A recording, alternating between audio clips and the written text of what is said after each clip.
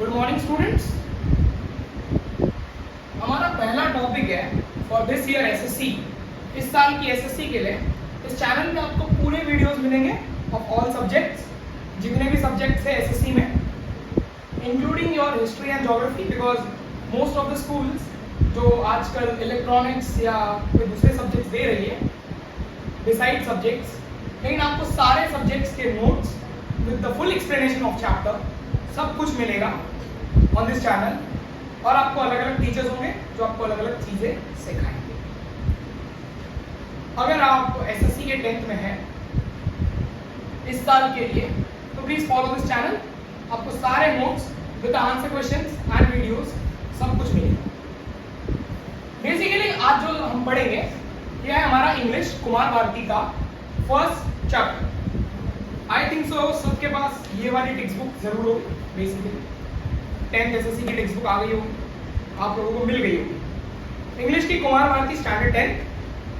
बहुत सारे videos available होंगे आपके पास यूट्यूब पे वगैरह, लेकिन दिस द फर्स्ट टाइम कि लाइक फ्रेश वीडियो है for this years last syllabus. ये लास्ट सिलेबस है दिस ईयर का, फिर syllabus is going to change. Where the mind is without fear, आज हम पढ़ने वाले हैं ये poem where the mind is without fear. इस पोएम का कई अलग ऑरा है। This poem also has a different kind of aura. Basically students, इस पोएम को लिखने वाले author of this poem, writer, is one of the greatest renowned personality as you all know, जिनका नाम हम लोगों ने बहुत दफा सुना है बचपन में वगैरह, क्योंकि जिसने हमारे इंडिया के नेशनल एंथम को लिखा है, जिसने नहीं जिन्होंने हमारे इंडिया के नेशनल एंथम को लिखा है, सर रविंद्रनाथ टैगोर जी। इनकी जो पोएम्स है, जैसे कि बहुत सारी पोएम्स हैं, आपने हिंदी में भी पढ़ी होगी, हिंदी साहित्य में पढ़ी होगी, इंग्लिश में पढ़ी होगी, उसी का एक उल्लेख यानी कि एक पार्ट हम इंग्लिश में पढ़ने जा रहे हैं आज। पोएम का नाम है where the mind is without fear. Basically ये पोएम क्या बोलती है, ये पोएम क्या कहना चाहती है और इस पोएम से हमें क्या समझना है, और ये पोएम हमारे लिए इंपॉर्टेंट क्यों हो जाती है as the perspective of your exams. आपके एग्जाम्स के पॉइंट ऑफ व्यू से ये पोएम इंपॉर्टेंट क्यों हो जाती है। पोएम इंपॉर्टेंट होने के 3 कारण है। बेसिकली पोएम इंपॉर्टेंट इसलिए हो जाती है कि इन पोएम से आपको आते हैं एप्रिसिएशंस। इन पोएम के आपको अप्रिसिएशंस आते हैं। इन पोएम के एप्रिसिएशंस आपको 5 मार्क्स के होते हैं, 5 मार्क्स के एप्रिसिएशंस होते हैं। और मेरे हिसाब से जितना मुझे लगता है ये बहुत इजी चीज होती है एप्रिसिएशन लिख के पूरे 5 मार्क्स स्कोर करना। पर एप्रिसिएशन लिखने के लिए मैं कभी नहीं कहूंगा कि एप्रिसिएशन लर्न करो। बेसिकली आपको पोएम समझने की जरूरत है। You need to understand the poem first and then you should write. You can write easily appreciation. You can easily write any kind of appreciation if you will understand the concept of the poem. What does the poet want to say, and what he or she wants to convey from that poem. Okay, shall do not waste our time and start with the poem. The poem is by Rabindranath Tagore, as I said before. Where the mind is without fear. Where the mind is without fear and head is held high, where knowledge is free. This poem, when it was wrote, India was under British rule. In a sense, I want to go in Hindi also. Like, जब ये poem लिखी गई थी, India British के राज में, British was controlling India that time. British के राज में India था, इसलिए पोएम लिखी गई थी कि हमारे जो पोएट है रविंद्रनाथ टैगोर जी, ये कहना क्या चाहते हैं इस पोएम के माध्यम से। What does he want to convey from this poem? Let's see. When the mind is without fear and the head is held high. जो पहली लाइन है इस पोएम की क्या कह रहे हैं? Where the mind is without fear. जहाँ हमारा मन, हमारा दिमाग, हमारी पूरी आत्मा, पूरा बॉडी, शरीर, ये बिना किसी डर का, कोई डर ना हो इसे किसी चीज का, ये पूरी जो हमारी बॉडी है, हमारा जो पूरा माइंड सेट है, पूरा हमारा समाज सराउंडिंग, ये फ्री रहे, किसी भी चीज का इसको डर ना हो। पहली लाइन ये कह रहे हैं कि where the mind is without fear, where the head is held high, यानी कि हम सर उठा के हमारे देश में, हमारे यहाँ हम चल सके, किसी का हमें कोई भी डर ना हो। Where the knowledge is free, अगर आपको पता हो तो ब्रिटिश के टाइम पे ऐसा था कि जो ब्रिटिशर्स थे, जो ब्रिटिश के लोग थे या जो ब्रिटिश से इजी कनेक्टेड थे, उन्हीं लोगों को ऐसा था कि they are like to take knowledge. यानी कि अगर आप कास्ट सिस्टम, अगर आपको पहले पता होगा, आप लोगों को पढ़ा होगा आप लोगों ने 8th 9th 10th वगैरह में कि कास्ट सिस्टम था पहले, SC ST दलित, इन सारे कास्टों का था कि यही लोग पढ़ सकते हैं, जो ऊंचे घराने से आते हैं, जो नीचे घराने वाले हैं वो पढ़ नहीं सकते, इसके बारे में था। तो इन्होंने अपनी पोएम की सेकेंड लाइन में कहा, where the knowledge is free, where the knowledge is free. ये कहना क्या चाहता है इस लाइन में कि जहां नॉलेज सबके लिए हो, जहां सारे लोग अपने आप को, सारे लोगों के पास वो राइट हो कि वो अपने आप को एजुकेट करें। तो पहले दो लाइन का कॉन्सेप्चुअल स्टडी यही है कि ये कह रहे हैं कि सब अपना सर उठा के जी सके इस सोसाइटी में, सबके पास सारी सुविधाएं, सारे राइट्स हो, और वो कह रहे हैं कि नॉलेज यानी कि जो पढ़ाई लिखाई करने की जो आजादी है वो सबको मिले। नाउ तीसरा पॉइंट देखेंगे, when the world has not been broken up into fragments, ये कह रहे हैं कि जहां पे जो हमारा देश है, जो दुनिया है, ये अलग अलग भागों में बटे ना। फ्रैगमेंट्स का सीधा मतलब है भागों में बटना। फ्रैगमेंट्स का मतलब है हमारा जो ये देश है, हमारा जो ये भारत है, उस टाइम पे इंडिया, ये ब्रिटिश के रूल्स में था, ब्रिटिश राज कर रही थी। तो ब्रिटिश क्या कर रही थी, इंडिया को डिवाइड कर रही थी, डिवाइड कर रही थी। तो रविंद्रनाथ टैगोर जी यही कहते हैं बच्चों कि यार हमारा जो ये देश है, इसे, ये हमारा देश भागों में ना बटे। एज यू नो कि इंडिया बहुत डाइवर्स कंट्री है, India is very diverse country, multi diverse country है इंडिया। इसमें बहुत सारे लैंग्वेजेस है, बहुत सारे रिलीजन के लोग रहते हैं, बहुत पहले से रहते आ रहे हैं। तो वो यही कहना चाहते थे कि सारे लोग एकजुट होकर रहे, हमारा जो ये देश है कभी भी भागों में विभाजित ना हो, यानी कि कभी भी भागों में डिवाइड ना हो। तीसरा point, by narrow domestic walls. By narrow domestic walls का बेसिक मतलब ये है कि भाई हमारा जो इंडिया है ये अलग अलग स्टेट में डिवाइड, अभी हमारे इंडिया में बहुत सारे स्टेट्स हैं, 28 to 29 स्टेट्स हैं। बिफोर 28 थे, फिर 29 हुए, फिर 28 हुए। इसलिए जो अलग अलग स्टेट्स है हमारे इंडिया में, अलग अलग रिलीजन है, ऐसा ना हो कि यार ये इसी रिलीजन वाले रहे यहाँ। बेसिकली ऐसा ना हो कि यहाँ पे अगर हिंदू रह रहा है तो हिंदू ही रहे, अगर यहाँ पे मुस्लिम रह रहा है, फॉर एग्जाम्पल अगर हिंदू महाराष्ट्र में है, और मुस्लिम, जैसे कि मुस्लिम है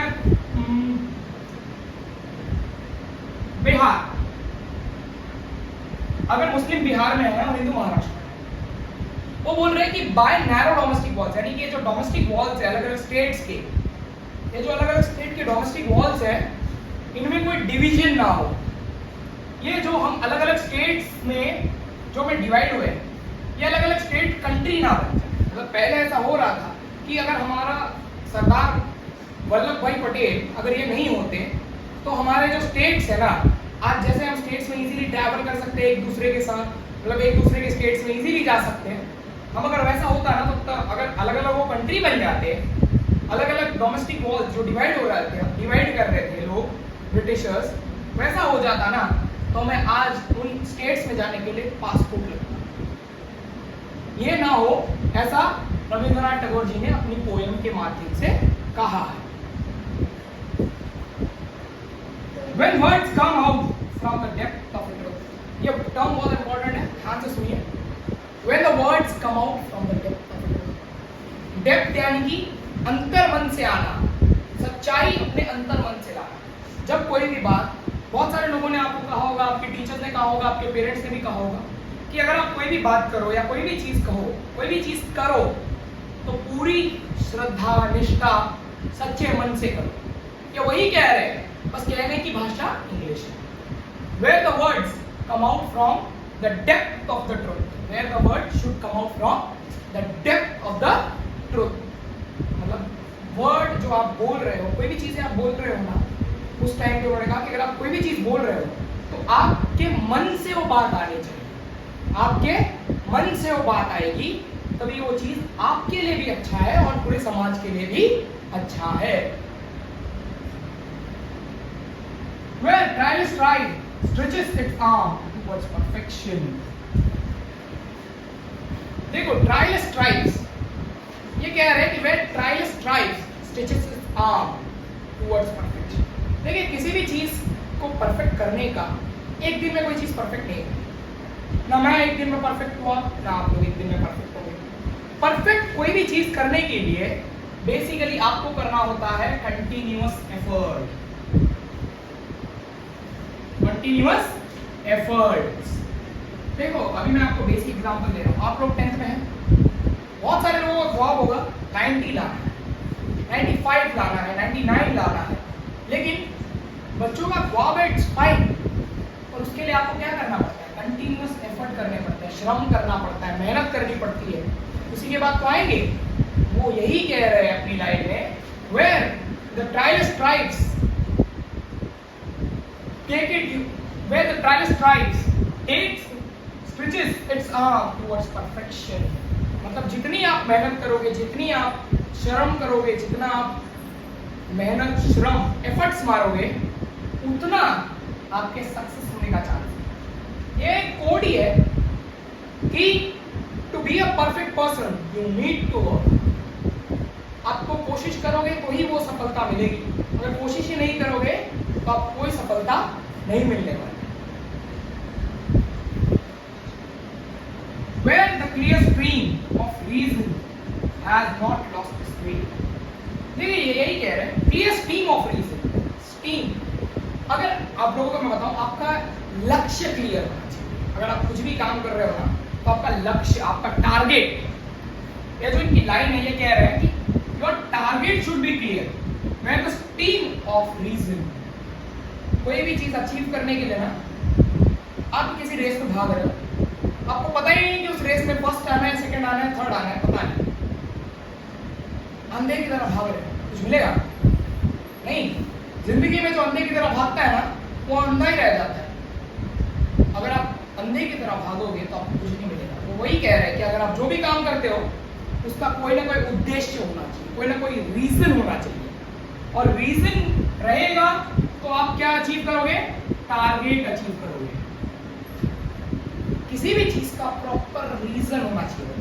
अब मैं जो कर रहा हूं, मेरा रीजन अपने पास है, आप जो पढ़ रहे हो उसका रीजन आपके पास है। आपके पेरेंट्स को चाहिए कि आपको मार्क्स आए, इसके लिए आपको मेहनत करनी पड़ेगी, मैं भी कर रहा हूं, आप भी करो, मेहनत करोगे, टारगेट क्लियर है, रीजन क्लियर है। और ये नहीं होता कि 10th standard is only the point कि आप आगे रुक जाओगे, उसके आगे बहुत कुछ है।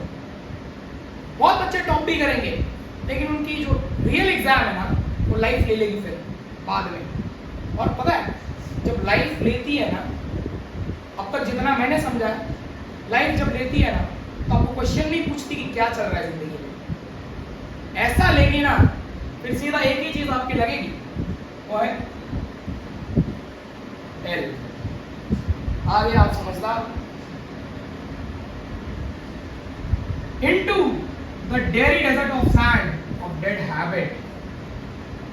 देखो डेरी डेजर्ट ऑफ सैंड यानी कि रेगिस्तान में, डेरी डेजर्ट ऑफ सैंड ये बोल रहा है कि एक रेगिस्तान में, हमारे इंडिया में एक चीज बहुत कॉमन है, कभी भी शादी होती है ना, तो आप ओल्ड ट्रेडिशन कल्चर्स उनको मानते हैं। और जो ट्रेडिशन कल्चर्स जो है ना, जो चलते आ रहे हैं बहुत वक्त से, बहुत पुराने दौर से जो चलते आ रहे हैं ना, इन्होंने ना एक अलग ही अपनी जगह बना रखी, कस्टम्स, एक अलग कस्टम्स है हमारे देश में, ट्रेडिशंस है। हिंदू के अलग कस्टम्स है, मुस्लिम्स के अलग कस्टम्स है, क्रिश्चियन के अलग कस्टम्स है, सिख्स के अलग कस्टम्स है, इन सबके एक अलग कस्टम्स है, अलग ट्रेडिशन है। तो लाइक हम एक ऐसे समाज में है ना, ये कहना तो अपने मतलब लाइन में ये चाहते हैं कि वैसे रेगिस्तान में है ना, जहाँ पे पूरा रेगिस्तान खाली है, वहाँ पे आपको बहुत ज्यादा कस्टम्स है, ट्रेडिशंस है, बहुत ज्यादा, जो कभी एंड ही नहीं होते। लेकिन यही तो पहचान है India. India is the country which is all about his diversity। वे कह रहे हैं कि यार इंडिया वो कंट्री है ना, जो अपने डाइवर्सिटी के लिए फेमस है, डाइवर्सिफाइड है इंडिया।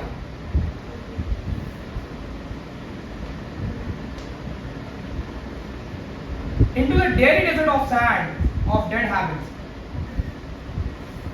हाँ, ये कह रहे हैं कि यार तुम्हारा जो तुम जो ये कर रहे हो, तुम्हारा हम लोगों के जो ओल्ड कस्टम्स है, रिचुअल्स है, we are in 21st century, 22nd 23rd century में अगर हम आ भी गए ना, तो भी हम अपने कस्टम्स रिचुअल्स को हम फॉलो करना नहीं भूलते। ये यही कह रहे हैं कि जो तुम्हारे कस्टम्स रिचुअल्स जो तुम फॉलो करते आ रहे हो ना, यही तुम्हारे लिए बहुत हार्मफुल है। ये यही कहना चाहते हैं अपनी पोएम से कि यार इंडिया, जो तुम कस्टम्स रिचुअल्स ये फॉलो करते आ रहे हो, एक पूरे भरे हुए रेगिस्तान में तुम ये कस्टम्स रिचुअल्स फॉलो कर रहे हो, ये तुम्हारे लिए और आने वाली न्यू जनरेशन के लिए बहुत हार्मफुल है। सोचो इन्होंने ये बात कब कही, स्टिल हम आज वही फॉलो कर रहे हैं। मुझे समझता नहीं है कि हम किस कारण से ये चीजें समझना नहीं चाहते या हम नहीं समझेंगे। अरे हम एजुकेटेड है यार, कुछ ना कुछ हमने पढ़ाई की है। एजुकेशन का मतलब ये नहीं होता कि यार सिर्फ मार्क्स लाओ, पढ़ो और 9 to 5 जॉब करो। सोसाइटी को समझो यार, सोसाइटी क्या बोल रही है। मेरा बेसिक मतलब यही है, देखो इंग्लिश की पोएम्स पढ़ाने का, कि उससे आप कुछ समझो, कुछ सीखो, कुछ एग्जाम में जाके लिखो। ये तीनों काम करना चाहिए। सिर्फ समझो, सीखो, बस कुछ मत लिखो, ये नहीं चलेगा। जिसने कुछ नहीं लिखा उसने अपना बेड़ा गर्क किया और फिर वैसे हंसते हंसते बैठ गए। चलो बहुत हुई बात, आगे बढ़ जाते हैं। Where the mind is led forward by these into ever bending thoughts and action. देखो हमारा माइंड है ना, माइंड ये बहुत इंटरेस्टिंग चीज है, पता है। अगर आपने आपके दिमाग में एक ख्याल आया, अरे बेसिक ख्याल ले लो यार, अरे 10th के बच्चे हो ना, इतने बड़े तो हुए नहीं होंगे, बंदियों की बात तो मैं कर नहीं सकता आप लोगों से। लेट्स स्टार्ट कि यार बंदी छोड़ दो, करियर के बारे में ले लो। अब बच्चे सोचते हैं कि हमको कोई बच्चा सोचेगा कि यार मेरे को नीट करना है, कोई सोचेगा जेई करना है, कोई सोचेगा अरे यार जेई में करने के बाद एनआईटी लूं या फिर मेरे को आईआईटी लगेगा। बच्चे का ख्वाब क्या होता है जेई करने के बाद? आईआईटी। एनआईटी में बच्चा सेटिस्फाई नहीं होगा, एनआईटी में गया ना, अरे यार एनआईटी में अगर कर लूंगा ना मैं आईआईटी के लिए जाऊंगा। भाई अगर आईआईटी के लिए तो बना होता ना, तो पहला जब तूने जेई दिया था ना उसके एडवांस में निकाल देता। क्यों अपनी फाड़ रहा है? अपनी फाड़ मत, सिला के बैठ, मजा भी आएगा। देखो ये बोलना तो यही चाहती है ये लाइन कि यार जो तुम्हारा दिमाग है ना, ये 10 दिशा में जा रहा है। ये लाइन में वही कह रहे थे कि तुम्हारा जो दिमाग है ना, तुम्हें कुछ और ही चीजों में लीड करेगा। लीड यानी कि किसी और ही चीजों में तुम्हें भेजेगा। उसका एक इंटेंशन नहीं है, खुद का इंटेंशन, खुद का गोल क्लियर रख के चलना, that is the most important thing. जो गोल क्लियर रखे, जो इंटेंशन क्लियर रखे, वो बच्चा ना अभी भी सक्सेसफुल होगा, आगे भी होगा। अभी क्यों होगा पता है? अभी वो मार्क्स लाएगा, 10th के बाद 12th के लिए लाएगा, 12th के बाद वो अपने अंडर ग्रेजुएट के लिए लाएगा, अंडर ग्रेजुएट से पोस्ट ग्रेजुएट में जाएगा। फिर बेटा और क्या है यार, तो स्टार्टअप कल्चर है इंडिया में आजकल ट्रेंड में। उसके बाद एमएनसी। बस मेरा एक जो क्वेश्चन हमेशा से रहा है, मैं एक क्वेश्चन जरूर करूंगा कि आप जो पढ़ रहे हो ना, प्लीज किसी को, मतलब मैं हर बार बोलता हूँ ये चीज ना, मैं आपको एंड में बोलूंगा क्या बोलना चाहता हूँ। ऑलमोस्ट खत्म होने आ गई ये poem. Into the ever bending thoughts and action. देखो आप लोगों को ये लाइन जो बोल रहा हूँ मैं, ये लाइन जो पोएम में बोल रही है, मैं आपको एक बात पूछूं। अगर आपके दोस्त ने कुछ बोला कि यार मेरे को ना इंडिया के बाहर जाना है, मेरे से नीट वगैरह निकलेगा नहीं, मैं एमबीबीएस करने बाहर जाऊंगा, शायद रशिया चला जाए, जॉर्जिया चला जाएगा, उसके बाद के पास बहुत पैसा है, अमेरिका चला जाए। अगर उसके बाप के पास बहुत ज्यादा पैसा है तो कहाँ जाएगा वो? अमेरिका। बराबर ना? लेकिन हम क्या बोलते हैं, और जो बच्चा पहले से पढ़ने में कमजोर है और वो बोलता है ना कि यार मुझे ना पढ़ना है, मैं एमबीबीएस करेगा, बोलेगा यार तूने स्कूल में कभी टॉप नहीं किया तो क्या एमबीबीएस करेगा? स्कूल में मर मर के पास हो रहा था। वही है ना, ये लाइन वही बोलती है कि दूसरे के थॉट ऑफ एक्शन को रिस्पेक्ट करो, अबॉन्डेड मत करो उसके थॉट ऑफ एक्शन को।